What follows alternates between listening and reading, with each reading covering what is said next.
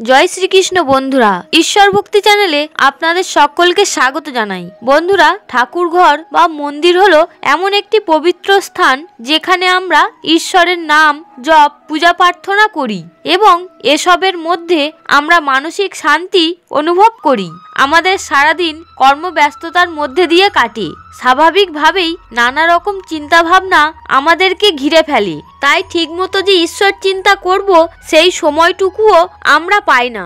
শাস্ত্রে বলেছে যে শরণং মননং ধ্যানম, অর্থাৎ সবসময় ঈশ্বরের স্মরণ মনন করতে করতে ধ্যান হয়। তাই আমাদের সবসময় কর্মের মধ্যেও ঈশ্বর চিন্তা করতে হবে, কিন্তু আমরা সেইটুকুও করতে পারি না। তাই ঠাকুর ঘর বা মন্দির হলো এমন একটি পবিত্র স্থান যেখানে আমরা শান্ত মনে চিন্তামুক্ত হয়ে ঈশ্বরের চিন্তা করতে পারি। কিন্তু আমরা অনেকেই ঠাকুর ঘরে বা মন্দিরে গিয়েও এইটুকু সময়ও ঠিকমতো ঈশ্বরের চিন্তা ভাবনা করতে পারি না। নানা রকম চিন্তা মাথায় আসে। শাস্ত্রে উল্লেখ আছে যে উপাসনার ঘরে গিয়ে যার যা মনের ভাব হবে সেই অনুযায়ী তাহার জীবন কাটবে। তাই যদি কেউ উপাসনার ঘরে গিয়ে ঈশ্বর চিন্তা না করে, যদি তার মনে নানা রকম খুঁটিনাটি হয়, কূট চিন্তা মাথায় আসে, তাহলে তার সাধন ভজন করে কোনো লাভ হয় না। ঈশ্বরের পুজো, জপ, ধ্যান, প্রার্থনা কোনো কিছুই লাভদায়ক হয় না।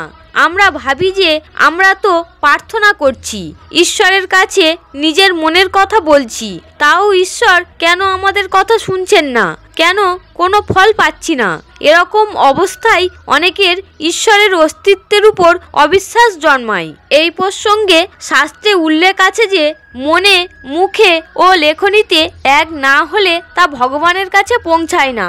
অর্থাৎ আমাদের মনে এক এবং মুখে আর এক রকম হলে কোনোদিনও সেই মনের কথা ভগবানের কাছে পৌঁছায় না। এই প্রসঙ্গে একটা গল্প বলি।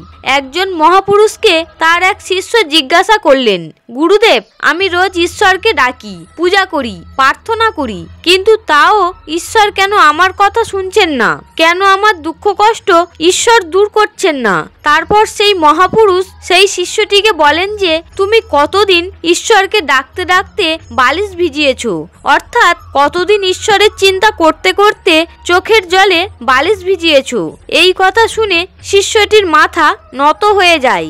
অর্থাৎ ঈশ্বরের কাছে প্রার্থনা যদি গাঢ় না হয় তবে সেই প্রার্থনাই কোনো ফলদায়ক হয় না। তাই আমাদের এক মনে ঈশ্বরের কাছে প্রার্থনা করতে হবে এবং সাথে রাখতে হবে নির্ভুল বিশ্বাস এবং ধৈর্য।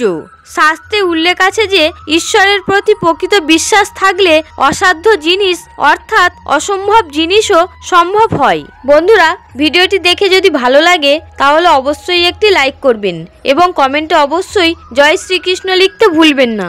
আপনারা সকলে ভালো থাকুন, সুস্থ থাকুন। দেখা হবে পরবর্তী ভিডিওতে। হরে কৃষ্ণ।